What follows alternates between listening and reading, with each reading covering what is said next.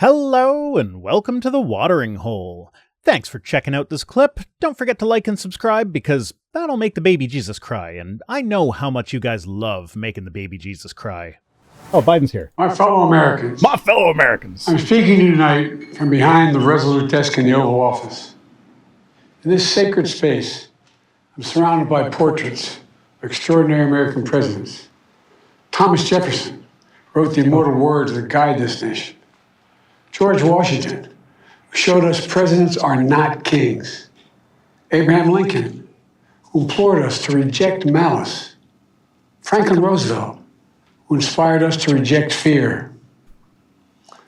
I revere this office, but I love my country more. It's been the honor of my life to serve as your president. But in the defense of democracy, which is at stake, I think it's more important than any title. I draw strength and I find joy in working for the American people. I respect that. But this sacred task of perfecting our union, it's not about me. It's about you. Oh, he's choosing not to do the Ruth Gator Ginsburg thing. It's about we, the people. Yeah. We can never forget that. And I never have. I've made it clear that I believe America is at an inflection point. One of those rare moments in history when the decisions we make now will determine our fate of our nation and the world for decades to come. America's going to have to choose between moving forward or backward, between hope and hate, between unity and division. We have to decide, do we still believe in honesty, decency, respect, freedom, justice, and democracy? In this moment, we can see those we disagree with not as enemies, but as fellow Americans. Can we do that? Does character in public life still matter? I believe I know the answer to these questions. No, it doesn't. Because I know you, the American people. And I know this. We are a great nation because we are good people. When you elect me to this office, I promise to always level with you, to tell you the truth. The truth. The sacred cause of this country is larger than any one of us. Those of us who cherish that cause cherish it so much. A cause of American democracy itself must unite to protect it. You know, in recent weeks, it's become clear to me that I need to unite my party in this critical endeavor. I believe my record as president, my leadership in the world, my vision for America's future, all merited a second term. But nothing can come in the way of saving our democracy. That includes personal ambition. So I've decided the best way forward is to pass the torch to a new generation. It's the best way to unite our nation. You know, there is a time and a place for long years of experience in public life. There's also a time and a place for new voices, fresh voices. Like he's stepping down from the younger voices. Running, but also from and the that presidency. time and place is now. Over the next 6 months, I'll be focused on doing my job as president. Nope. That means I'll continue to lower costs for hardworking families, grow our economy. I'll keep defending our personal freedoms and our civil rights, from the right to vote to the right to choose. I'll keep calling out hate and extremism. Make it clear there is no place in America for political violence or any violence ever, period. I'm going to keep speaking out to protect our kids from gun violence. Our planet from climate crisis is the existential threat. And I will keep fighting for my cancer moonshot so we can end cancer as we know it, because we can do it. I'm going to call for Supreme Court reform. Yes. Because this is critical to our democracy. Supreme Court reform. Thank God he's doing that now instead of holding it as a dangling bell for the next run. To ensure America remains strong, secure, and the leader of the free world. I mean, depends what the reform is. I'm the first president in this century to report to the American people that the United States is not at war anywhere in the world. We'll keep rallying a coalition of proud nations to stop Putin from taking over Ukraine, doing more damage. We'll keep NATO stronger, and I'll make it more powerful and more united than any time in all of our history. I'll keep doing the same for our allies in the Pacific. You know, when I came to office, the conventional wisdom was that China would inevitably surpass the United States. That's not the case anymore. And I'm going to keep working to end the war in Gaza, bring home all the hostages, and bring peace and security to the Middle East and end this war. We're also working around the clock to bring home Americans being unjustly detained all around the world. You know, we've come so far since my inauguration. On that day, I told you, as I stood in that winter, we stood in a winter of peril and a winter of possibilities. Peril and possibilities. We were in the grip of the worst pandemic in the century, the worst economic crisis since the Great Depression, the worst attack on our democracy since the Civil War. We came together as Americans. Did he just get like we got through adrenaline shot through him? We emerged this last stronger, second? more prosperous, and more secure. He was doing this. Today we have the strongest economy in the world, creating nearly 16 million new jobs, a record. Wages are up. Inflation continues to come down. The racial wealth gap is the lowest it's been in 20 years. We're literally rebuilding our entire nation, urban, suburban, rural, and tribal communities. Manufacturing has come back to America. We're leading the world again in chips and science and innovation. We finally beat Big Pharma after all these years to lower the cost of prescription drugs for seniors. We definitely And I'm going didn't. to keep fighting to make sure we lower the cost for everyone, not just seniors. More people have health care today in America than ever before. And I signed one of the most significant laws helping millions of veterans and their families who are exposed to toxic materials. You know, most significant climate law ever in the history of the world. The first major gun safety law in 30 years. Today, the violent crime rate is at a 50-year low. We're also securing our border. Border crossings are lower today than when the previous administration left office. I've kept my commitment to appoint the first black woman to the Supreme Court of the United States of America. I also kept my commitment to have an administration that looks like America and be a president for all Americans. That's what I've done. I ran for president 4 years ago because I believed and still do that the soul of America was at stake. The very nature of who we are was at stake. And that's still the case. America's an idea.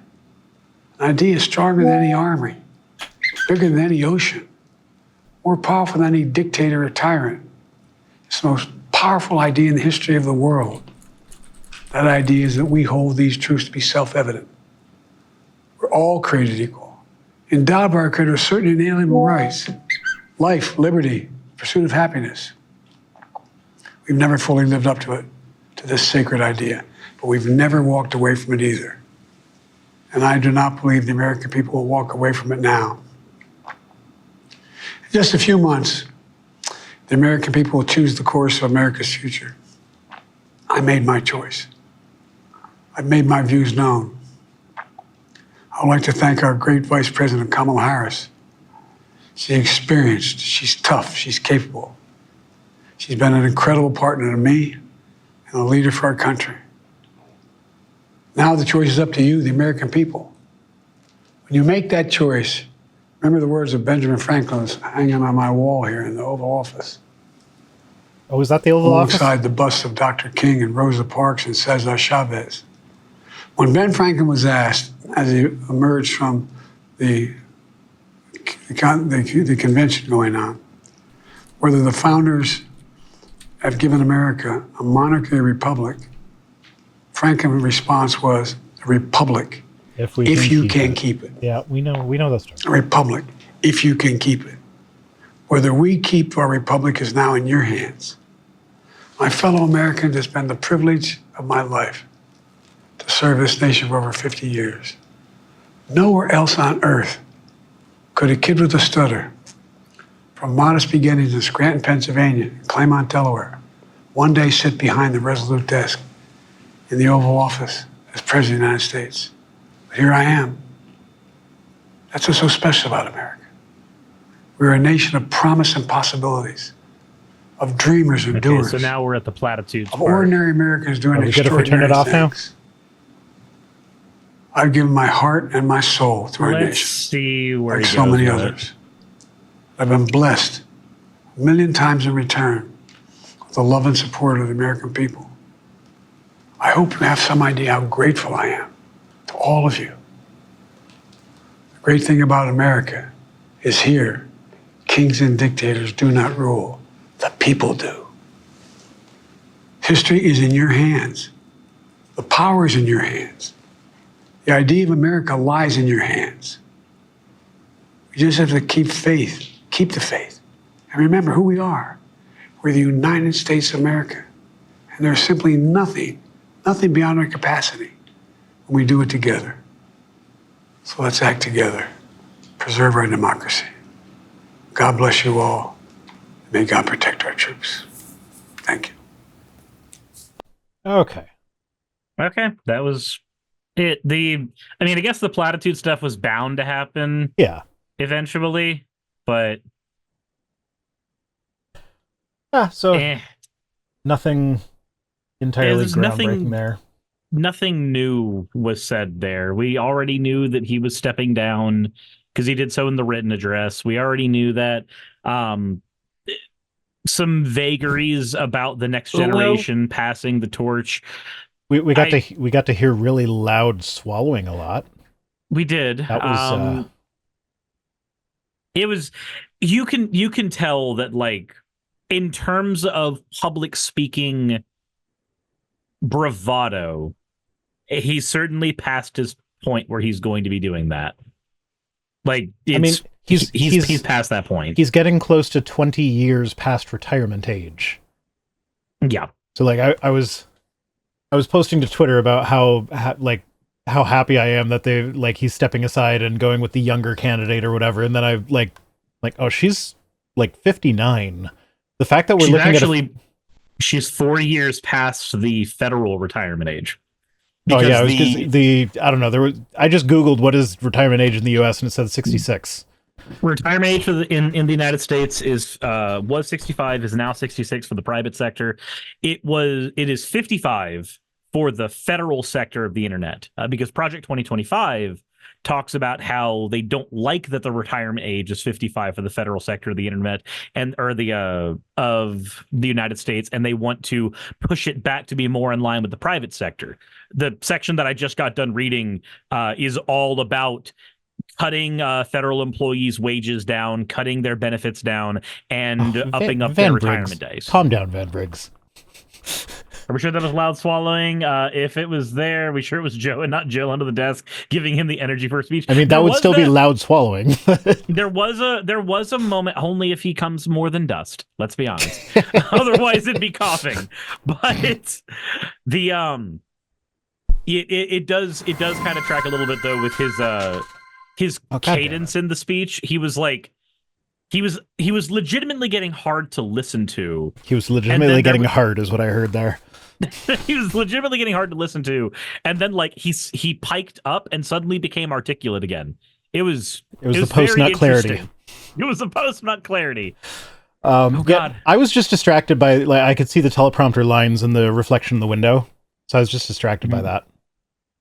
Yeah, you could tell it's teleprompter, and I know. I'm not complaining about it. As someone who would be lost without his teleprompter, I'm not going to criticize him for using it. I just also go to great lengths to make sure you can't see reflections of it anywhere in my videos. No, that's entirely fair. One day I should probably get a teleprompter, but then again, one day I should probably write a script. Maybe that would help. I mean, if you pay for shipping, I'll send you my old one.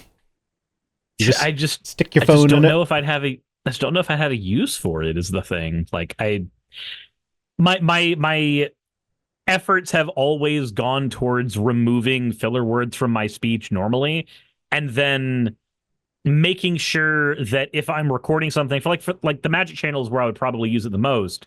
But then on the Magic Channel, I don't use the script either, because I just go, oh, that doesn't sound the way I wanted it to be. Let me just cut Try again until I get it right. It leads to a lot of spare footage just sitting in my video folder, but we ignore that. Yeah, no, I still screw up even with the teleprompter. Ugh. And I also, because I the ADHD way of writing scripts, I do not go back and edit once I'm done.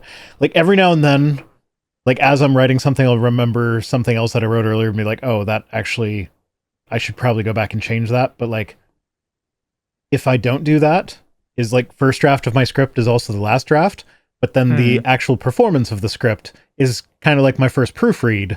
And so there are times when it's like, oh, I worded that really awkwardly. I should probably reword that. And now I'm trying to think of how to reword it in my head while reading the words on the screen, and it just makes everything worse. Having a brain speech thing like a stutter sucks ass in a bad way. Yeah, we do have to remember, but I don't like to criticize how he talks because he has a stutter. So the fact that he talks so well is impressive, to be honest. And like the slurring that he did, like I can't say I would do any better. I can understand the perspective of trying not to like quite literally be ableist when talking about another person's stutter, but I think it's also very fair to recognize from the outside if it legitimately makes it harder to listen to. And there were, like I said, there were parts where the speech got harder to listen to because he dipped out of articulation, and then he got back into articulation and things were fine. But once the words no longer are being enunciated properly, it's very hard for me to tell what someone is saying, slur or no slur. Yeah. Fennec says, I mean, he has a stutter and he's also in his 80s. Yeah, so like I was kind of getting at before, I don't think I finished my point, is that like the candidate that we're now all looking at as bringing fresh youth into the equation is 60 years old. She's 6 years away from retirement age. Yeah, that's the young candidate. Like, come the fuck on. The young candidate is 20 years JD Vance's senior. Oh, Reploid is so lucky. You know how many times I like hovered my mouse over the video with the intention of turning up the speed and then was like, oh wait, it's live. I can't do that. Yeah. So, yeah. Lucky Reploid. Late is the way to watch Joe Biden talk. But like you said, nothing really new was given in the speech. It wasn't bad. It wasn't a bad address. I'm gonna call it now and say that there's probably already posts from Republicans on Twitter about how that was either pre-recorded or it was AI or something, and they're gonna still believe that he's dead thing. Yeah. That stuff's been kind of infuriating to watch, not because I have any personal stake in it, but because there's a certain part where you're watching a whole bunch of people say stuff that just, if you were in the room with them, you would grab them and physically shake them and go, no, the world doesn't work like that yet. It'd be like that scene from Airplane where the lady gets slapped by everybody. I've got to get out of here. Calm down. Get a hold of yourself. Stewardess, please let me handle this. I've got to get Calm down. Now get back to your seat. I'll take care of this. Calm down. Calm down. Get a hold of yourself. Doctor, you're wanted on the phone. Everything's going to be all right. Please. Sister, please, I'll handle this. I've got to get out of here. Out of here. I've got to get out of here. Yeah, it's just... God, I forget what that there's another movie where like there's a dude sitting in it's a kid's birthday party, and everybody who's going up to him is just like, Alan, what are you doing? Every single time one of them comes up to speak to him, they just kind of get smacked down. Noah! Larry, what the hell are you doing? Larry! Larry, you can't just... Oh, Larry! Oh, are you all right? How did... It's a lot of that. A lot of that is what you feel when you're listening to that. You're just like, okay, can you not pretend for a second we live in a true dystopia where we can just deep fake the president for this long and in front of people physically? Yeah.